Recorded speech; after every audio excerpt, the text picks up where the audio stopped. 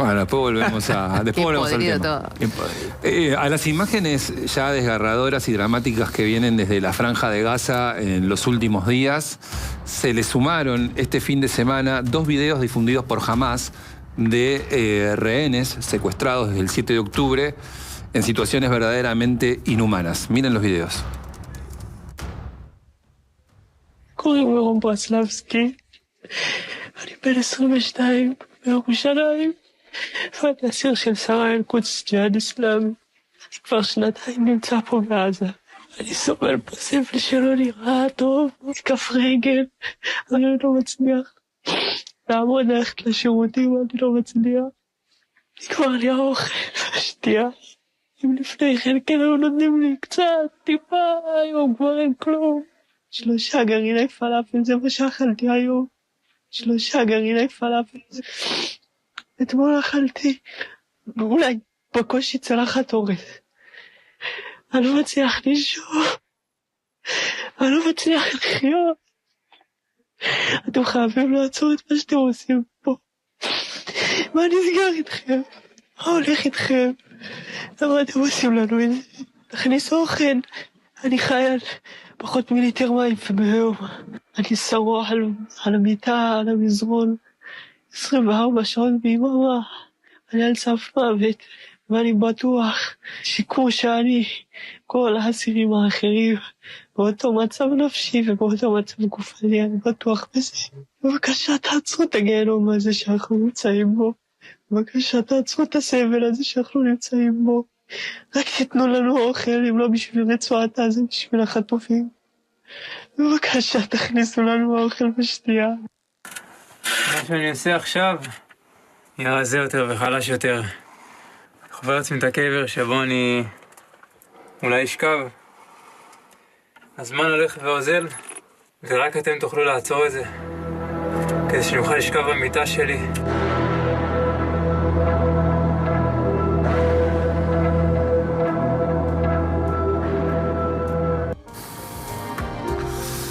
Tras la difusión de estas imágenes, la Cruz Roja Internacional solicitó acceso urgente a los rehenes. Benjamín Netanyahu, planteó que el mundo no puede permanecer indiferente a las imágenes que, comillas, recuerdan los crímenes nazis. También la Unión Europea condenó las imágenes que exponen también, abro comillas, la barbarie de Hamás. Vamos a ver qué significa todo esto, si se puede encontrar una explicación para esto.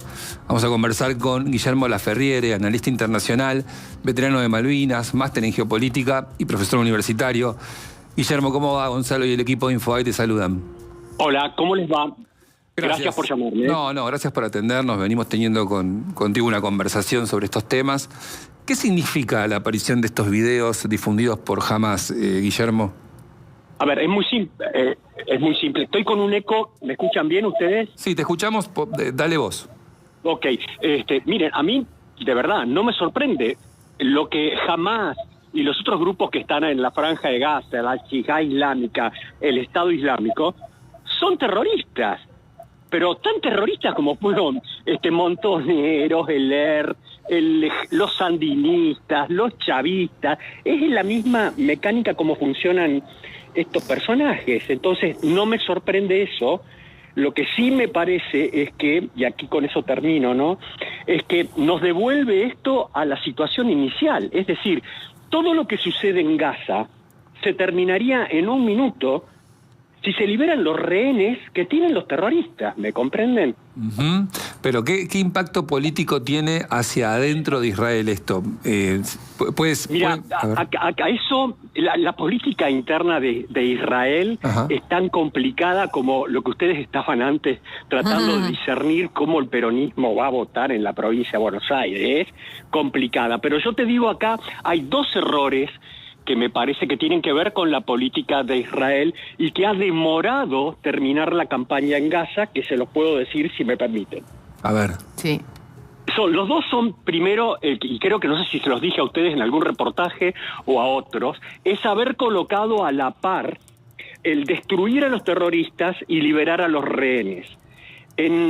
Vos no podés, ese enunciado que hizo el gobierno de Israel, que podían hacerse las dos cosas en simultáneo, era un error operativo. Vos no podés hacer eso en una campaña militar regular y al mismo tiempo esperar que vas a rescatar los rehenes. Claro. Eso no tiene ningún sentido militar y se hizo por una consideración política. Recordemos que en Israel hay un gobierno parlamentario y por eso solamente se hizo. Eso por un lado, eso fue un error.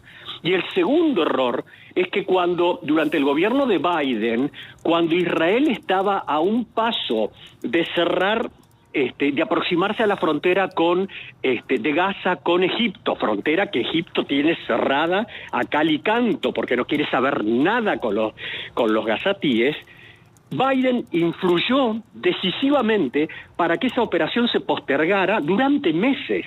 Y eso ha demorado, a mi juicio, todo lo que ha venido sucediendo en Gaza. Claro, pero Guillermo, para entender un poco más, lo que nos estás queriendo decir es que Israel debería haber diseñado una estrategia de rescate de los rehenes por un lado, combate a Hamás de otro modo, y no una operación de beligerancia de gran escala como la que decidió. No. Lo que tenía que hacer era una operación militar de gran escala, que tenía la oportunidad de poder cercar Gaza para poder liquidar a los terroristas y esto es muy cruel lo que voy a decir, como remanente de eso, poder liberar los rehenes. Yo te les quiero explicar una cosa que tiene que ver con el aspecto militar de todo esto. Hay una sola campaña desde en los últimos 80 años más, militar, exitosa, contrainsurgente, y la hicieron los británicos en Malasia, que les costó 12 años llevarla adelante. Wow. La otra que podía ser exitosa es esta en Gaza, donde vos tenías la oportunidad de cercar a los terroristas que no pudieran recibir ayuda externa de ningún lado y terminar con ellos. Se optó por hacer las dos cosas a la vez y eso, a mi juicio, es un error que ha llevado a esta demora en esta cuestión. Guillermo, lo que vos nos decís también es que la presión de la política interna o la imagen interna de Netanyahu lo hizo tomar esta decisión de intentar paradójicamente quedar bien con Dios y con el diablo o intentar enfrentar, tomar dos frentes de conflicto distintos que eran contradictorios.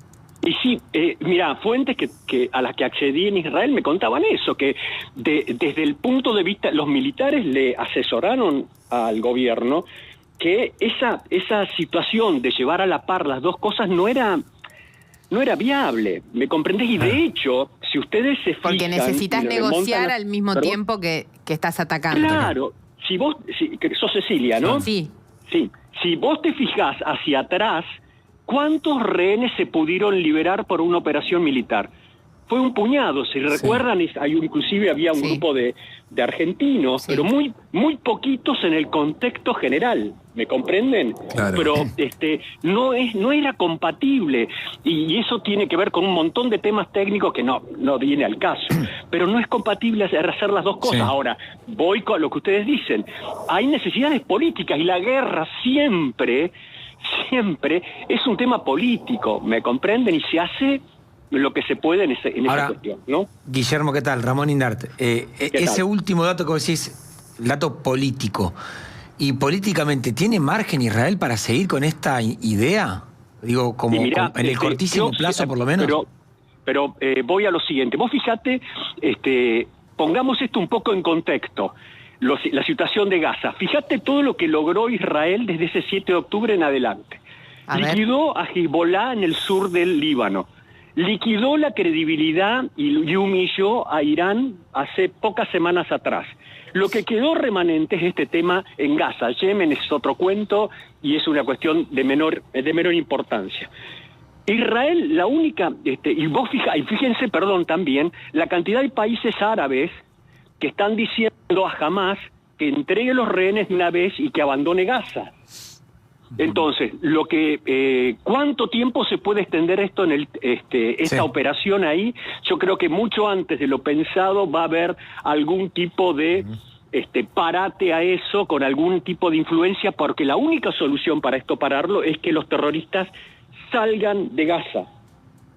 Porque si vos dejás que los terroristas sigan en Gaza, lo que vos vas a tener al día de mañana es que nuevamente vas a tener otro 7 de octubre, ¿me comprendés? Guillermo, ahora nos estás hablando de un operativo negociado con algún país aliado de intermediario para eso, ¿o estás hablando de una operación militar? No, estoy hablando de las dos cosas. Sin presión militar, esto no va a cambiar. Y por otro lado, hay que tener en cuenta que los terroristas no largan estos 50 rehenes que se considera que todavía están ahí, porque siempre fue la única llave que tenían ellos para tratar de negociar alguna cuestión, porque sabían perfectamente que militarmente no pueden vencer a Israel. Es la única herramienta que tienen para tratar de permanecer los que quedan todavía en Gaza. Ustedes fíjense además que las autoridades principales de Hamas están fuera del país. Claro. ¿Y por qué en este momento entonces salen a publicar y a difundir este video? ¿Cuál es la estrategia política tras de esto?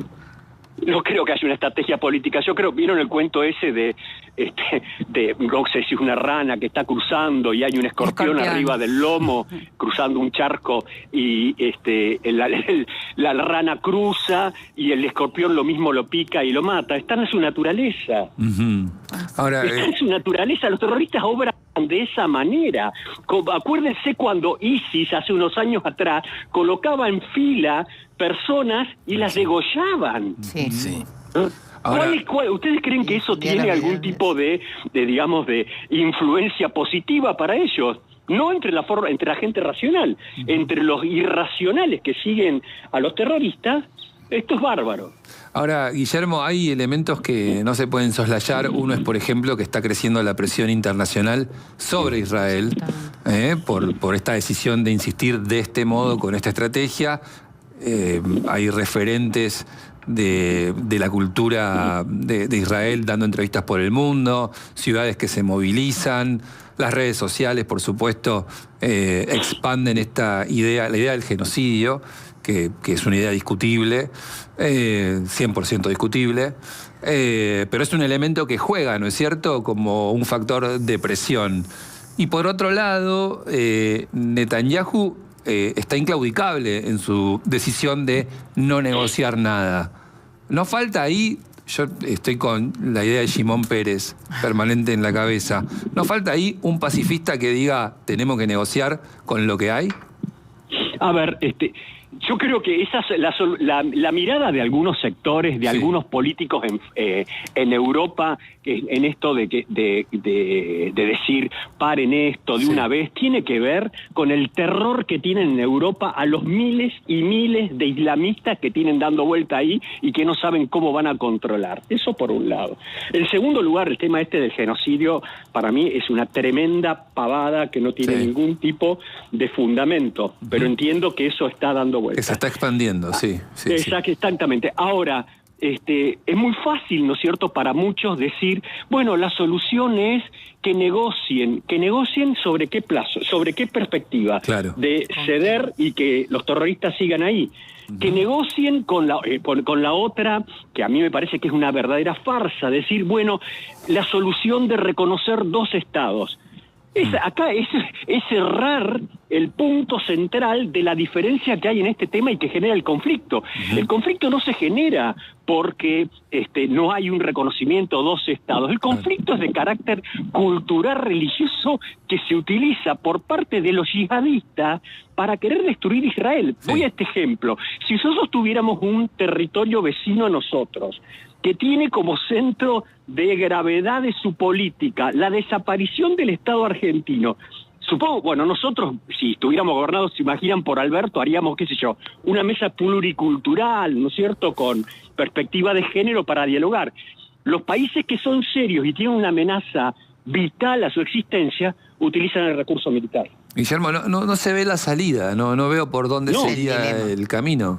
Y no la hay en esta perspectiva. Por eso te digo, No lo sé. Tiene que haber la única salida viable que yo veo a todo esto es el tema de que abandonen, y es como están presionando muchas naciones árabes, abandonen los terroristas Gaza. ¿A qué país tenemos que mirar ahí el rol que está jugando para que se dé una solución en ese sentido, Guillermo? Ahí me parece que hay que mirar con mucha atención países como Arabia Saudita, como Arabia Saudita, que es un país que hace muchos años que viene trabajando, lo que pasa es que sin un reconocimiento abierto con Israel.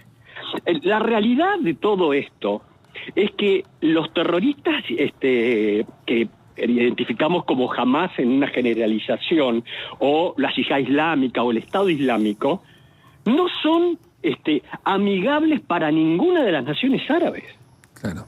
Como tampoco es para ellos amigables el tema de Irán. Entonces hay que ver cómo se puede presionar, con qué tipo de incentivos para que esta gente abandone Gaza. ¿Está? Ahora, de nuevo, Israel se equivocó, a mi juicio, como les dije, tanto con haber accedido a las presiones de Biden, un hombre que dejó un desastre estratégico a nivel global y que acá en Argentina lo tienen como un estadista. Y segundo lugar, el tema, como les mencioné, de colocar al mismo tiempo el rescate de los rehenes y la destrucción de los terroristas. Claro. Eso los colocó en un brete. Guillermo, gracias, muy claro, como siempre. No, por favor, un abrazo. Gracias. Guillermo Laferriere, analista internacional, veterano de Malvinas, máster en geopolítica y profesor universitario, a propósito de lo que ocurre allí en Gaza desde el 7 de octubre de 2023. Ya pasa el tiempo. Increíble, tremendo, ¿no? Tremendo. Increíble la cantidad de tiempo acumulado. Muy bien, vamos a hablar de demencia, Lu. Vamos a hablar de demencia, sí. La demencia es un síndrome clínico que se caracteriza